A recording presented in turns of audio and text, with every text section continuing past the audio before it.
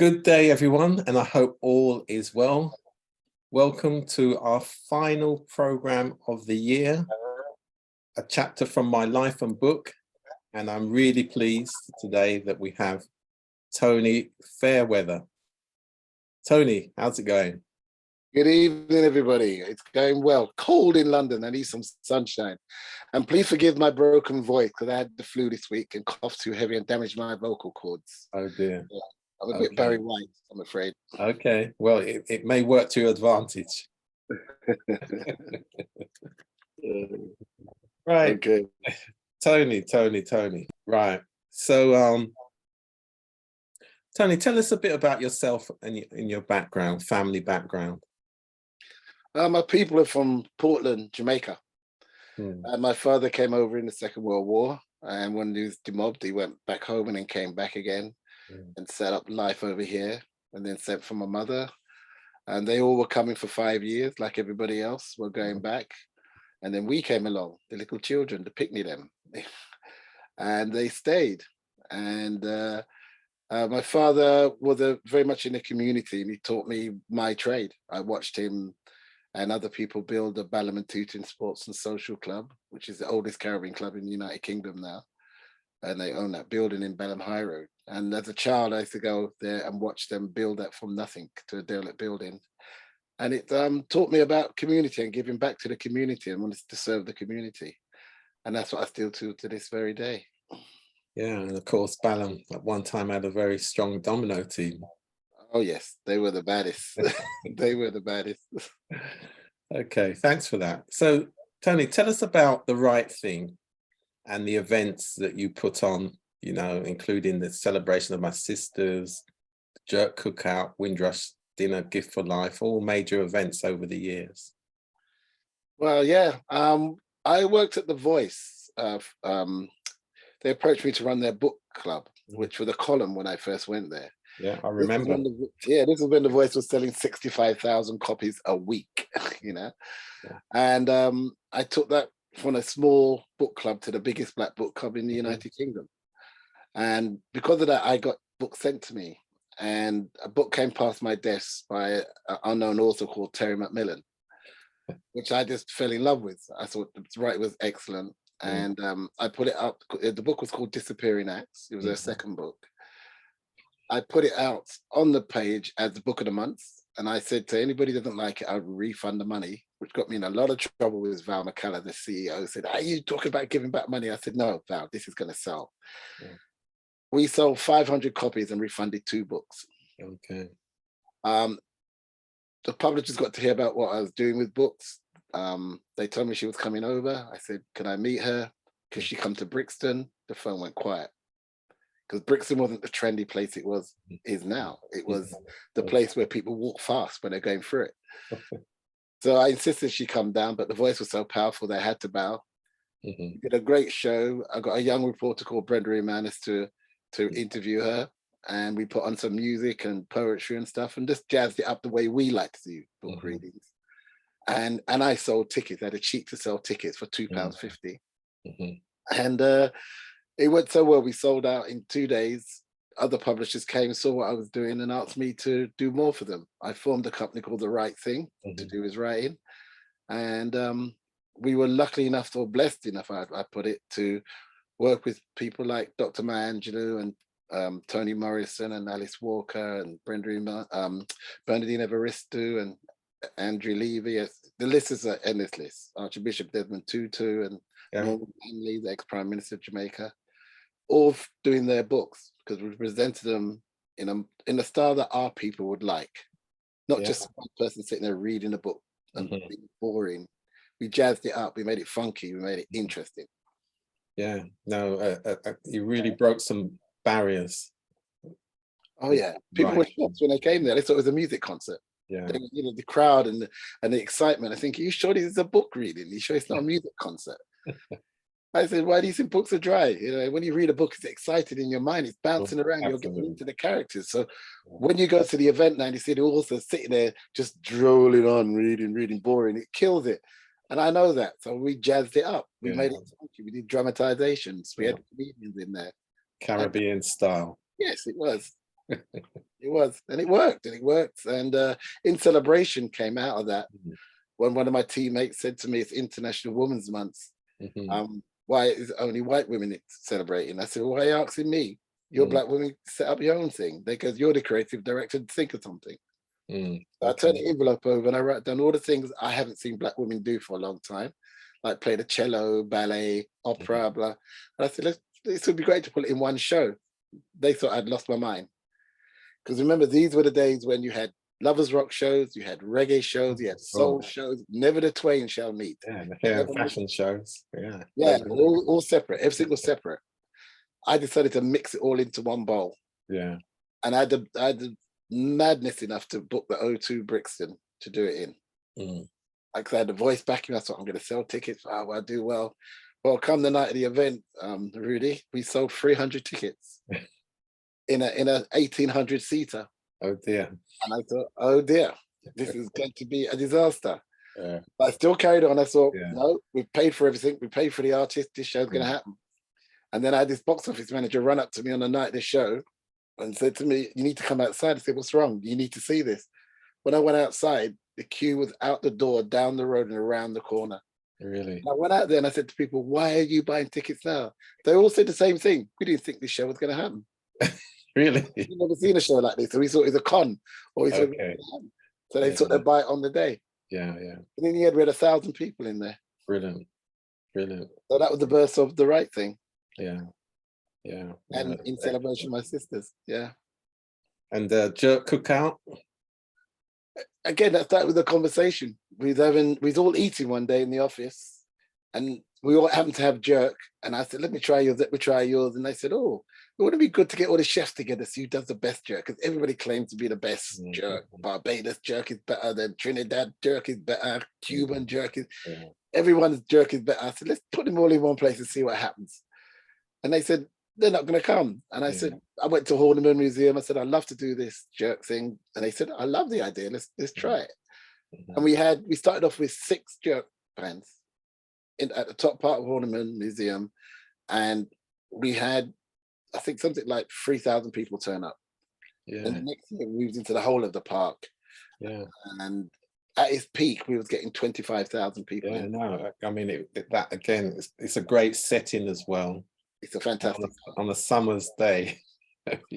It's a lovely thing, and it's more than food. We made it a family day out. The children's area, and there's a live stage, and we made it free.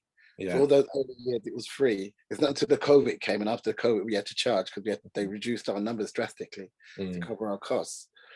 But it's still a reasonable price day out with free live entertainment and everything. So we're proud of that. And we've a lot of celebrities have come down, Jamie Oliver and Gordon Ramsay and all these chefs that just appeared. I mean, they want to see what the excitement's about. I want to sample the food and of course. Some jerk inside them, Get some new ideas as well. Well, that too. and the Windrush dinner, Gift of Life. Yes, ACE African Caribbean Leukemia Trust are a charity that I've supported from day one. And I had the privilege of knowing Daniel and having a relationship with him. Right. And they said they wanted to do something. They need to raise funds. And I said, well, let's have a charity dinner. And they said, we've never done one before, because they were very young at the time, the charity. And I said, well, I know a few mates. Maybe I could ask them to come and sit on a table. We could sell those tables. And they said, well, yeah, but you might have 10 tables. You're going to have 10 celebrities. I said, I'm sure I know 10 celebrities I can get. So I rang around. And everybody said yes. Yeah, that's right. We had a restaurant called Tsumamis up by Tower Bridge. I remember it well. One side of the wall was glass, and outside were boats. It's in the little harbour thing in Tower Bridge. And again, we had the celebrities on each table. Again, people thought this is crazy. All these celebrities going to be there, but we sold out. People came with caution. They had a great time. The next year we did it. We put tickets on sale on Monday. By Friday, it was sold out. And then we went to bigger prices, and we produced that show for about 13 years. Yeah, because I remember the shows at the West End hotels. That's right. Quite big. Big. Yeah, we had Prince down there at one point. Yeah, we had quite a number of major names down there. You name them, they showed up. No, the All community the support footballers was were there. good. Yeah. Yeah, it was excellent. At its peak, it was footballers were there, actors were there, you know, you name them, they were there. It was a great, Yeah. and No, it raised a lot of money. More importantly, it raised a lot of money for the charity to keep it going, which in exactly. turn saved a lot of lives. A Yeah. lot of lives. No, they've done great work over the years, Mm. and your work has had a significant cultural impact, and probably it's something we'll explore more next year as part of Windrush 75, because I think it is significant what you've done over the years. Thank you. I'm looking forward to Windrush 75. It's about time we celebrated our ancestors and our elders, Absolutely. and I'm looking And for what I'm going to do there. thinking about our legacy now that we're the eldest. Yes. Where did that come around, really? I Exactly. remember when we were young, we had hair, Yes. and we were young boys with, 24-inch waist. Exactly. Now I can't even run for the bus. Yeah. What can we say? So, so why did you? Let's talk about your book now. So, why did you write £28 10 shillings, a Windrush story? What was your motivation for that? I was talking to my mother Yeah. and about her journey here, and she was telling about her friend who came on the boat. Some of them had pleasant. Some of them got on the boat. She said, "Oh, that they sold the pigs and their goats and borrowed money to get that money to get on the boats to come over." Mm. And I said, "So what happened on the boats?" And she didn't really say much. I said, "Well, what's the story of the boat?" She goes, "Well, she came in on the BOAC. Yeah. Her sister came in on the boat, and she told me her story." Mm. And I thought, I've never heard this story before. What happened on the boat? So I started talking to some aunties, and some of them were on the boat, some of them didn't, and they all told me their stories. But the interesting part was when it was just me and them in the room, the real stories came out. But when the kids came back in the room, it mellowed out. And I realized that when they came over, they were 18, 19-year-olds, Oh.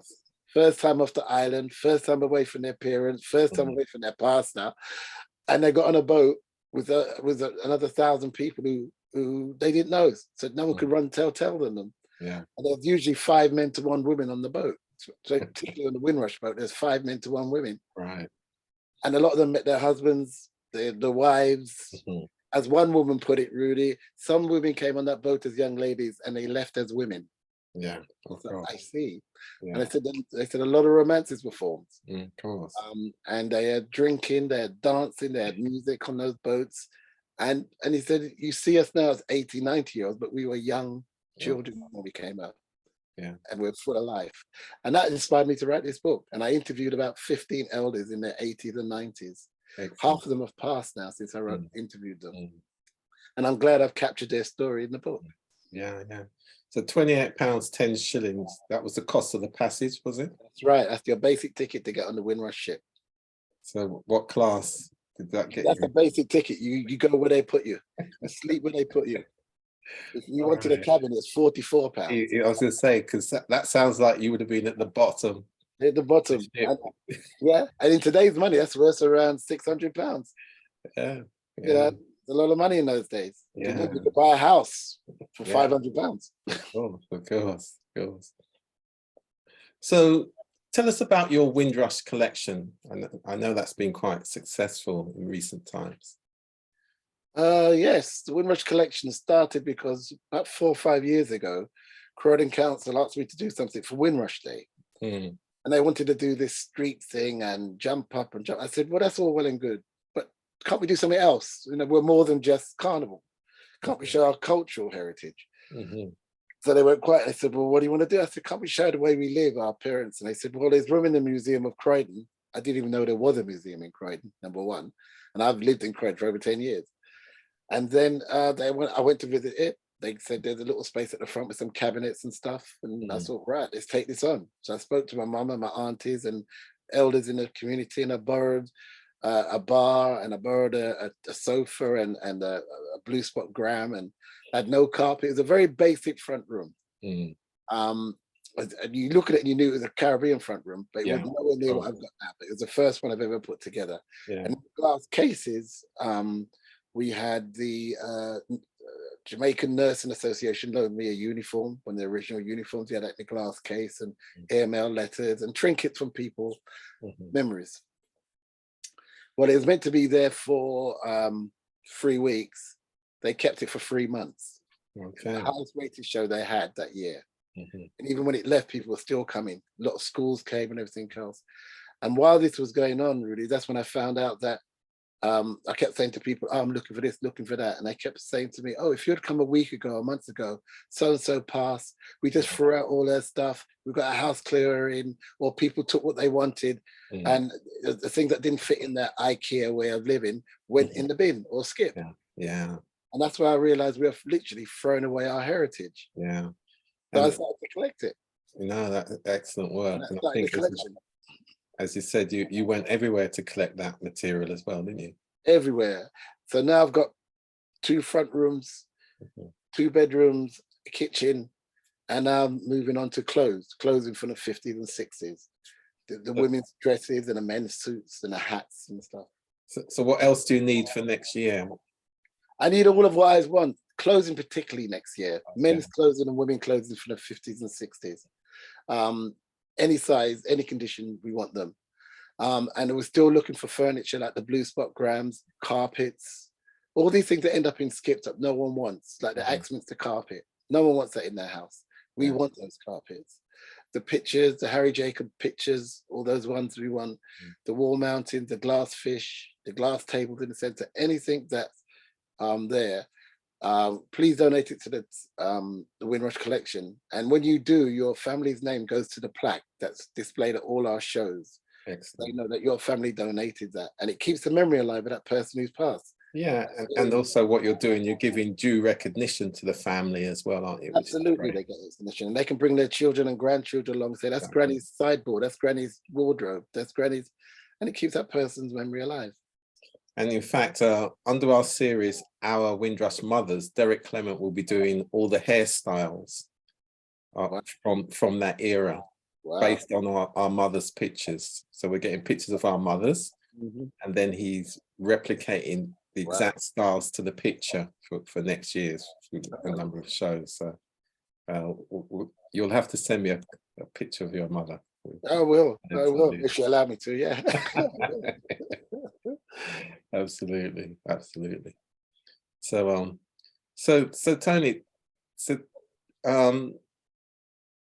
what are your future plans now? Where are you heading next? You've mentioned Windrush 75, so there's a number of things I'm doing for Windrush 75. I've got a lot of future plans. I'm quite excited for next year, because the book is being written into a stage play. Excellent. And we hope to stage that by October next year. And I've written a one-act show called The Front Room, and that to be staged for June next year. Also, I'm now talking to seriously minded people about a Black museum, to start a Black museum, that we can get people together to form, get a building. So things like what I'm doing and other people are doing, because there's people collecting pictures from Lovers Rock and reggae. So was that Caribbean focused? It can be Caribbean and African focused. Yeah, African Caribbean artifacts and things can be on display on a permanent basis. Yeah. We don't have to have these specials that we're running around to see. We've got our own home. Because when you go into the museum, it's everything they've got in there stolen from someone else's culture. You know what I mean? If everybody took back what was in a British museum, there'd be nothing left in there.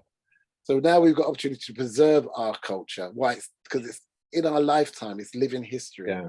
And when we have gone, our generation, then we are the last of that generation children. Yeah, it's up to us. And the fact that in our generation, as the second generation, to be able to start something as significant as that, then the next generation will carry it on. Well, I hope so. I really do hope so. They will. The same way we've carried on from our previous generations, the ones after us will do. Yes, well, I hope so. I believe it's going to get that spark, get them in there. Yeah, no, absolutely. So, okay, so what other plans do you have in mind? Some of your broader ideas? Well, I think 2 plays, a museum. Yeah, I guess I'm writing a second book. and we're talking to people about a film. So there's a lot of stuff on my Okay. plate. That's Yeah. more than enough for one man. Yeah. For No. 1 year. And I'll be doing a lot of Windrush events throughout the year in schools and colleges, doing a lot of book readings. A Good. national tour started in March from Edinburgh right down to Brighton. Every month I'll be in a different city with the book. Good. And the education aspect to all this is really important. So that's good that you're doing that. Absolutely. Going into schools and telling a story of people's grandmothers and great grandmothers, the kids are enlightened by it. Yeah. They really don't get that side of the story. And when you tell them, remind them that that 80-year-old woman you see, Granny, was an 18-year-old when she came over, it sparks them.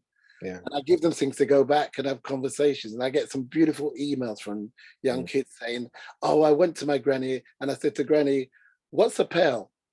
And she laughed and we started a conversation. And I say to them, go to the ask them what a potty is, what a pail is, what a hot comb is, just key buzzwords. And I say to them, ask a question and be quiet and watch their reaction. And they've all come back to me saying they've now had conversation with their granny they never had before. Yeah, and actually, and just to take you back slightly on the front room, and you would know the importance of people actually just going there and sitting down and feeling better. Yes. Because of that familiarity, that setting of calmness. And of course, in those days, it was very much about security as well, in terms of how you felt, given the environment. So again, people will be quite surprised when they sit down in those, in that environment, the feeling. I still touches my heart when I see adults, and I've had adults, men and women, come into the exhibition, and I allow them to go in and sit down and take pictures, and sit down, literally tears start coming out of these eyes. I mean, one guy, he really bawled, and I had to really give him console him. He said, my mother just passed. And this is the exact front room I grew up in. And it's brought back so many memories, just seeing the carpet and the plastic flowers and the crochets and the Axminster carpet. I said, I haven't seen this for years. And this is what I'm talking about. It's living history. Yeah, absolutely. Okay, so we've got a friend of ours, Deanne Heron, on. Again, another Windrush stalwart, writer, poet, you name it when it comes to that. Deanne, you've heard what our friend Tony he's been saying about his Windrush collection. So what? I'd be interested to hear your perspective. Rudy, you and Tony, Rudy, have made my eyes fill up with tears. That was just awesome. Tony, I salute you, my brother, because almost everything that you said resonated with me, because I do a lot of things, but my first love is Black history. And for years before COVID, I was going into schools and colleges and doing Black history presentation. Yes, telling them about Windrush and everything. And I used to give the children homework, you know, says them, right, you know, when you go home, speak to grandma and granddad and ask them, you know, grandma, what was it like when you were my age? What did we do? And the stories they come back with is just off the scale. And again, I go into old people's homes and I do storytelling and story writing workshops. And at first, you know, they don't want to talk to me. You know, they look at me and I ask them questions. You don't need to know that. What you need to know that for? It's the password. And then I said, all right, I'll share my story first then. I'll tell you all about me. And then I said to him, well, I was born in Jamaica. You were born in Jamaica? You know. And then when I started to, yes, I came here as a little girl in the 60s. I'm part of the Windrush generation. And when I start to tell them, oh my gosh, the things that they share with me. And it's so important, Rudy, like Tony said, that we share our stories, because how are our children to know the real story? History isn't, half of it is not true. You know, it's not recorded. So we need to record these stories for ourselves. And the iconic West Indian front room. Oh my gosh.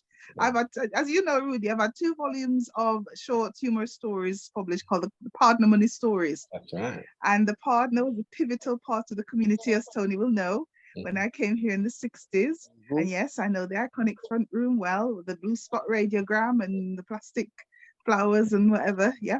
The paraffin lamp. As I said, remember the paraffin lamp? Yeah.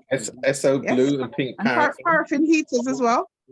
Everything Tony said just resonated with me. And I'm from Portland as well. I was born in Kingston, but my family are from Portland. So, you know, we have Could be so related. much in common. No, thank you for that. It's been a pleasure listening to you. Thanks for that, Deanne. So, you. Tony, No, you thank got you, anything to say? Rudy. No problem. Yes. So over to you, Tony. Oh, what do you? Sorry. No, I was just saying, have you got anything to say in terms of what Deanne was saying? I just smiling because I'm glad that we're on the same page. I'm glad she feels what I feel and is spreading the knowledge like myself. So I'm glad to know there's more people out there doing that. And yeah, more power to you. Thank you for your lovely words. Yeah. Anyway, next year we'll be having a lot of. Thank you. Sorry to interrupt you, Rudy, ahead. but honestly, Tony, I have to salute you. You have done so much. Oh my gosh. I was just noting all the things that you've done with the various book clubs and The Voice and all the famous people that you've rubbed shoulders with. Over 40 years as well. Wow. Over 40 years. I'm not going to give away his age, but you know. That is just amazing. I remember. Round of applause, my brother. No, it's great work. I remember when Tony was at The Voice right at the very beginning. Yeah, I was actually at Dyke and Dryden at that time, so that tells you. I had a meeting with you. Exactly. I remember. Yeah. So we've all come, as I said, we've walked the same path. Absolutely. Really have. Absolutely. And we're still here. And I'm on the side of my community. So yeah. And in fact, next year. I look forward to reading your book. Yeah, next year, which I know Deanne will be involved, what we will be doing as part of the Windrush 75 dialogues. So not only are we doing our Windrush mothers, as I mentioned earlier on, that image of them, how they looked, how they dressed, how they wore their hair, that's Derek Clement. But we'll also be focusing on the second generation as well. So the second generation stories now, because of course, many of us now have children and grandchildren, and some of us have great grandchildren. So we're talking, so our second generation now are talking to a fifth generation. You know, the 8-year-old, the 9-year-old is probably a fifth generation now. So next year then, so we'll be focusing on the second generation stories, which is about life here, really is about life here.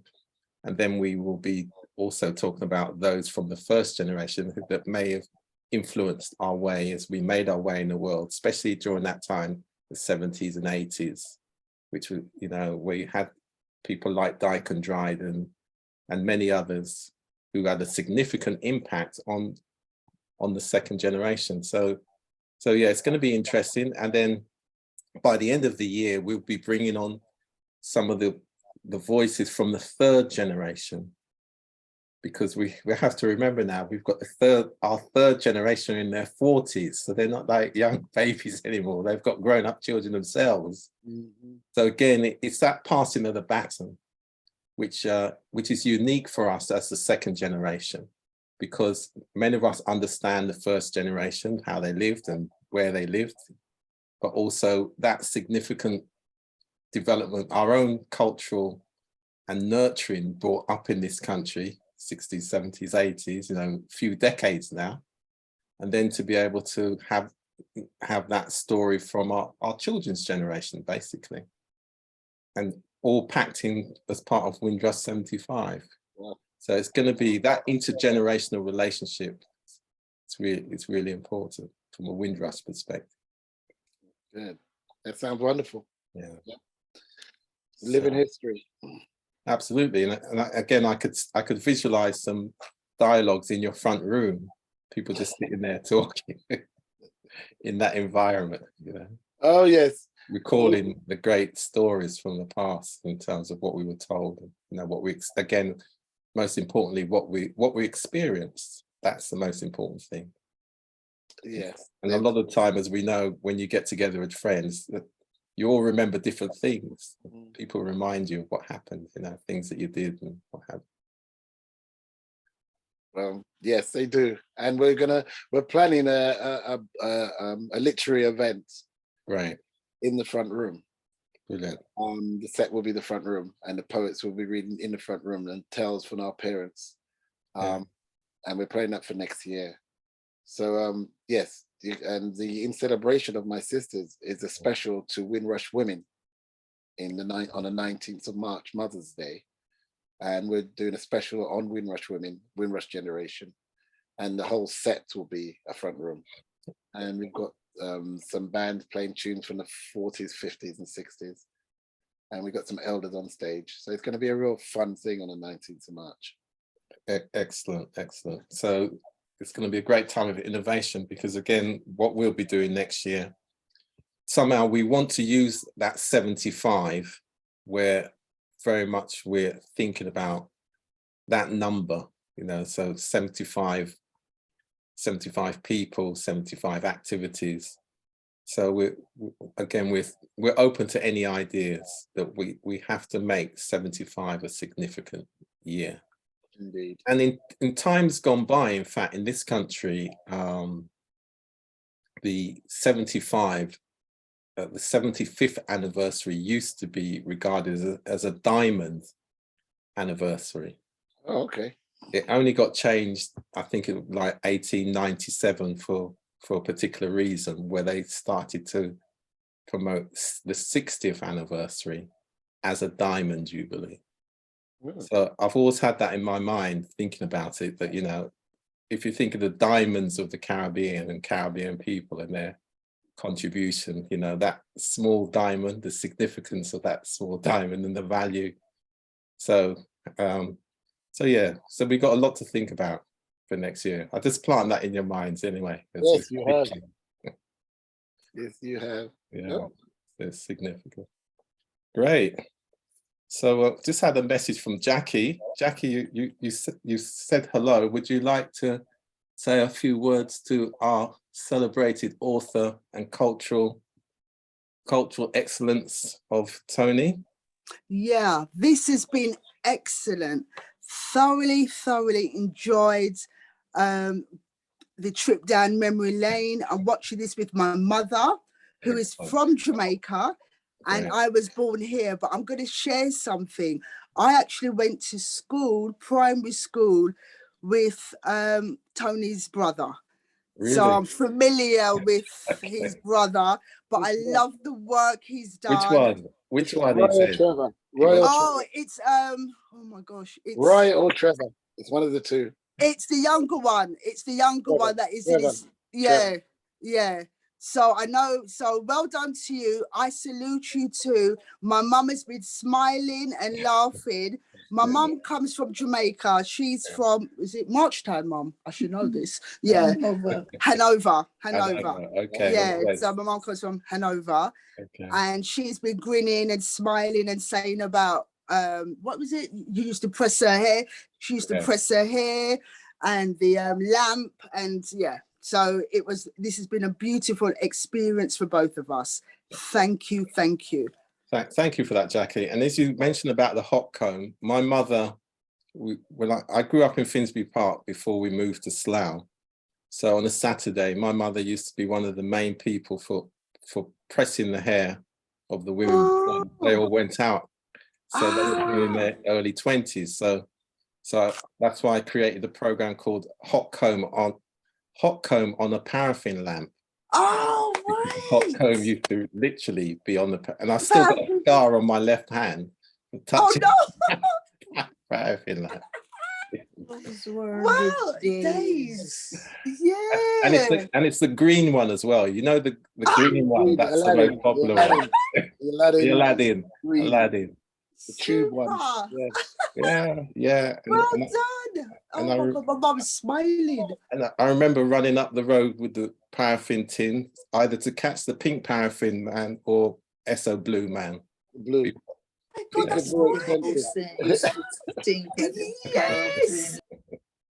Memories. And then the advert, blue, SO Blue. SO Blue, yeah, absolutely. You can still see that advert. You need to get that logo or something. We need to get that ad and start promoting it next year. If you come to Windrush Collection, I've got an SO tin with SO logo on it. Really? Excellent. A real rare find. Excellent. Oh yes, I keep it under lock and key because everybody wants to thief it. Yeah, of course.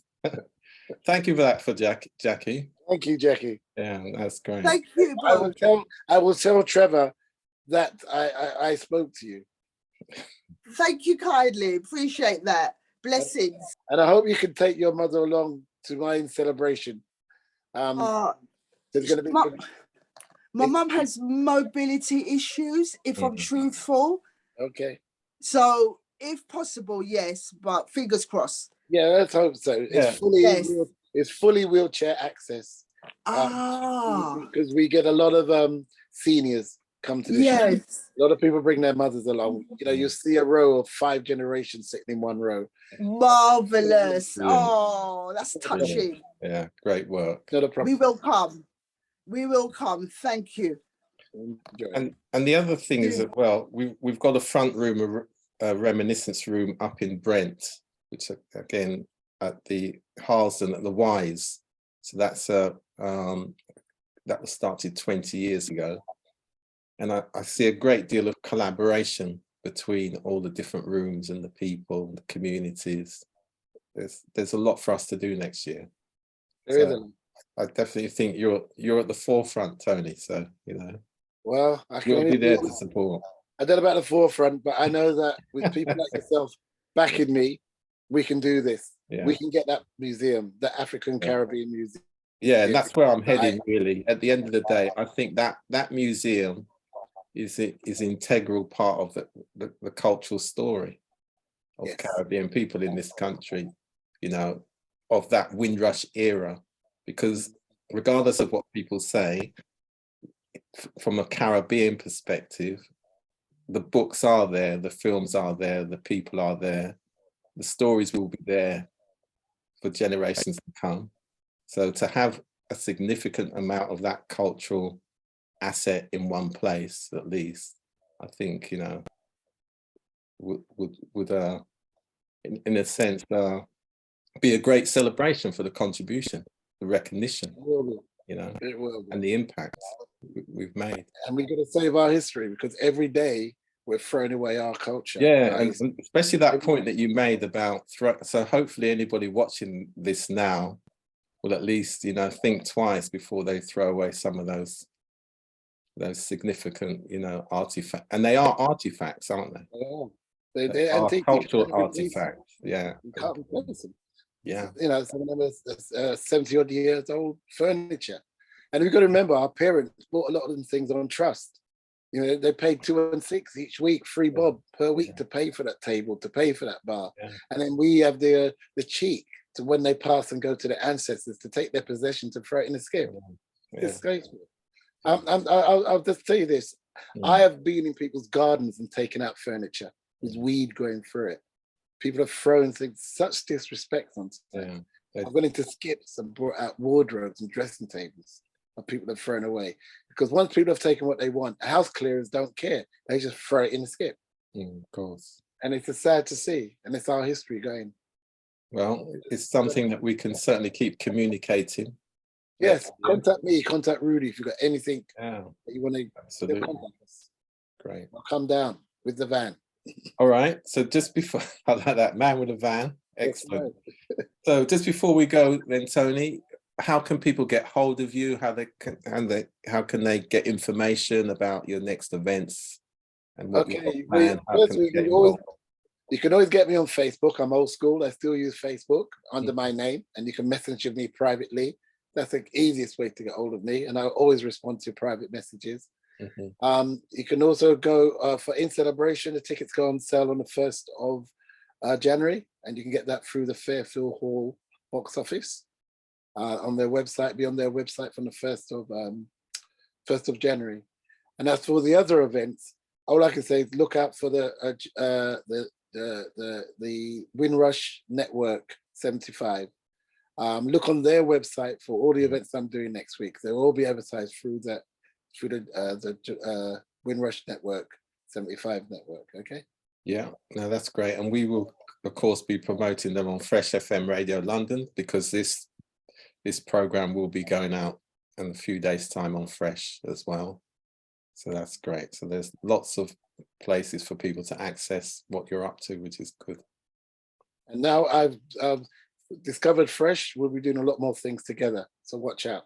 Great, great. So just like to thank you all. Thank you very much, Deanne, Jackie. Great introduction into the program. And Tony, thank you very much. Thank And Happy New Year. Happy Christmas all. and a prosperous New Year, I should say. Well, I'm looking forward to next year. Thank you all for listening to me. Great. Thank you for inviting me on your show. And let's all go forward and make our ancestors proud of us. Absolutely. Good night, all. Good night. Bye. Thank you. God bless. Bye. Bye. Thank you.